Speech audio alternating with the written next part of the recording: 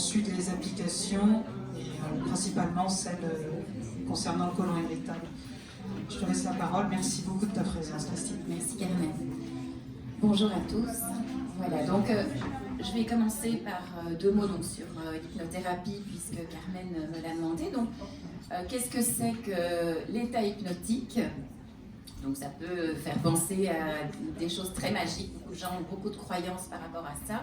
Et en fait, l'hypnose, l'état hypnotique, c'est juste un état de rêverie, un état de conscience modifié. Donc quand vous êtes dans la lune, tout simplement, que vous rêvez de manière automatique, vous êtes dans un état de conscience modifié, c'est-à-dire un état hypnotique. Donc tout le monde fait cela plusieurs fois par jour, puisque tout le monde est dans la lune plusieurs fois par jour, et donc c'est un état naturel que tout le monde peut produire. Voilà, et donc on exploite pour arriver à des fins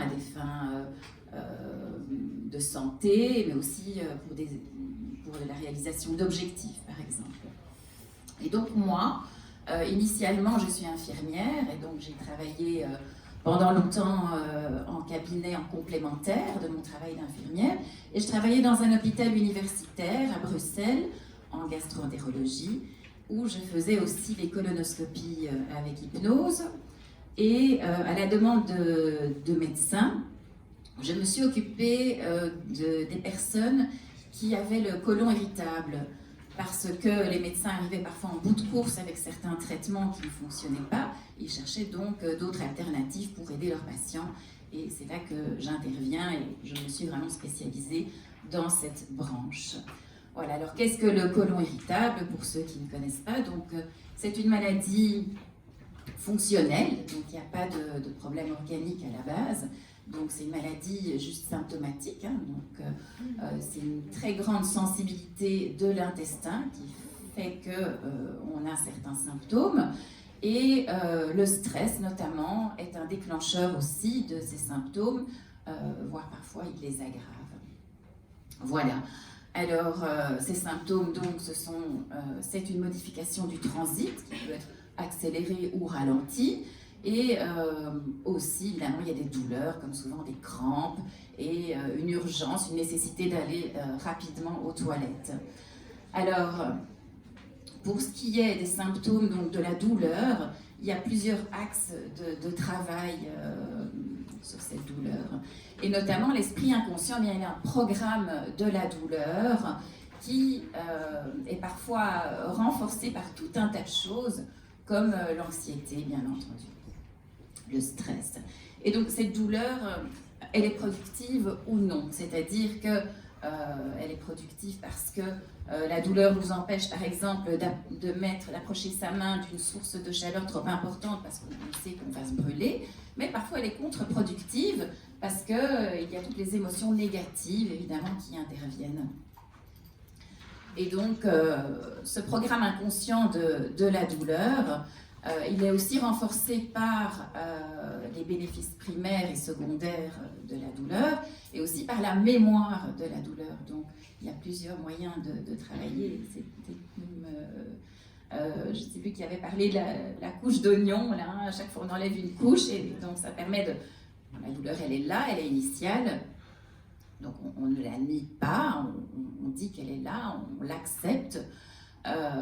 Mais d'arriver à enlever tout ce qu'il y a autour qui fait que la douleur augmente. Et donc, quand je parle d'acceptation de la douleur, pour moi, c'est très important. Et c'est vraiment la première partie du travail, parce que, évidemment, l'être humain est fait pour rejeter ce qui est désagréable et aimer ce qui est agréable, évidemment.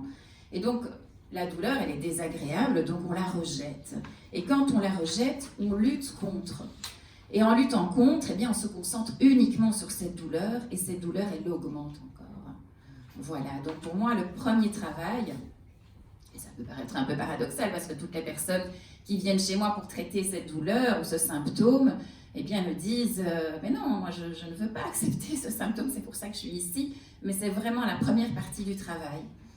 Et donc, pour arriver en hypnose, à vraiment bien travailler cette douleur, on va essayer de la choséifier, d'en faire une chose limitée sur laquelle on va pouvoir concentrer l'énergie du patient, l'énergie de changement du patient.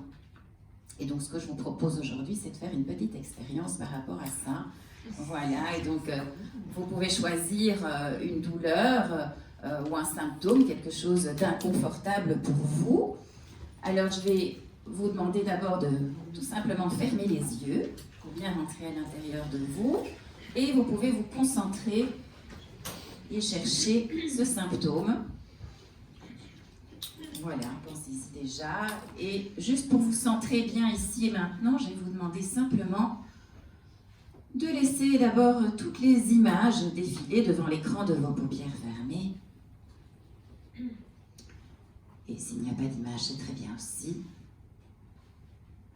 Et pendant ce temps, les oreilles peuvent observer les bruits et les sons autour de vous. Ils font partie de votre expérience. Ils peuvent même vous aider à rentrer encore plus facilement dans cet état hypnotique, cet état de conscience modifié. Voilà, vous les laissez glisser autour de vous tout simplement. Et puis, je vais vous inviter à observer simplement les sensations du corps, comme la température ambiante.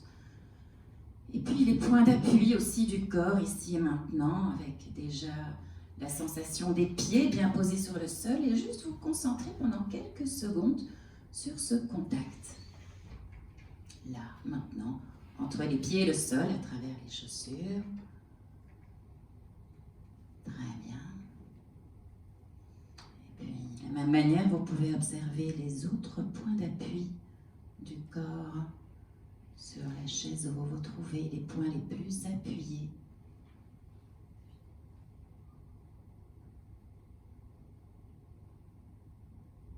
Et puis, je vais vous inviter à observer qu'à chaque inspiration que vous faites, l'air qui entre par les narines est un peu plus frais que l'air qui sort à chaque expiration. Observez juste cela. L'air qui rentre un peu plus frais et qui se dépose agréablement à l'intérieur de vous, qui nettoie tout ce qu'il y a à nettoyer et qui ressort un peu plus tiède, réchauffé par le corps, encore et encore à chaque expiration,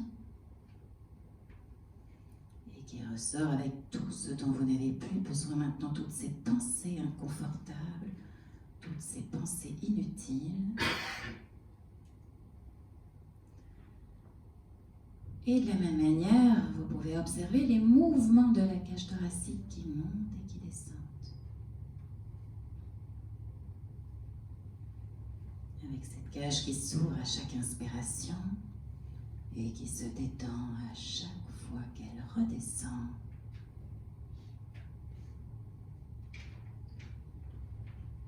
Et cette respiration, elle est toujours là pour vous. Elle vous fait vivre depuis votre naissance sans que vous n'ayez rien de particulier à faire ou à penser, juste laisser faire. Et vous pouvez toujours compter sur elle, où que vous soyez n'importe quand. Maintenant, je vais vous inviter à penser à cette douleur ou ce symptôme. Et vous pouvez lui mettre une forme peut-être, une image.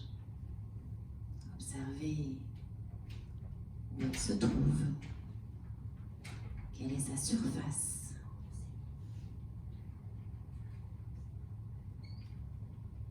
Quelles sont ses dimensions.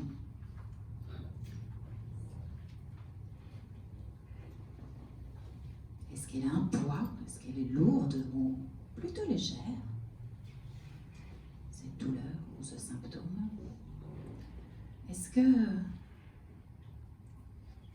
cette forme que vous imaginez là maintenant, qui peut devenir peut-être de plus en plus présente à votre esprit, a une température? Est-ce que c'est plutôt froid ou plutôt chaud? Quelles sont les couleurs aussi que vous lui attribuez? Peut-être même que cette forme a une vibration. Je ne sais pas.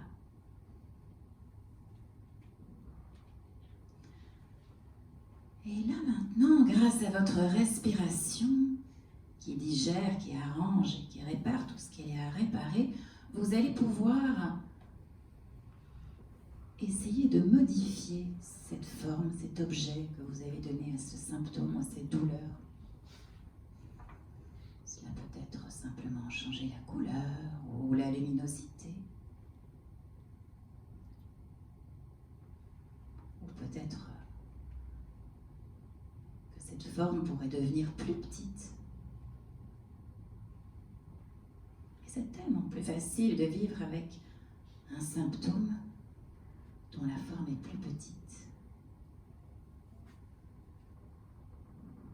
Et peut-être même que vous pourriez changer la matière de cette forme, de cet objet.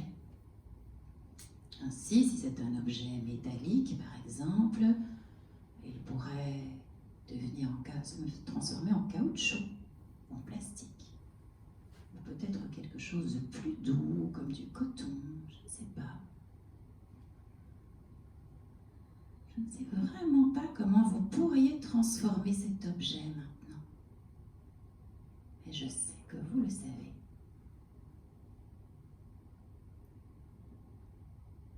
Car l'inconscient est un grand réservoir de ressources qui œuvre à l'esprit de santé idéale que l'on souhaite avoir.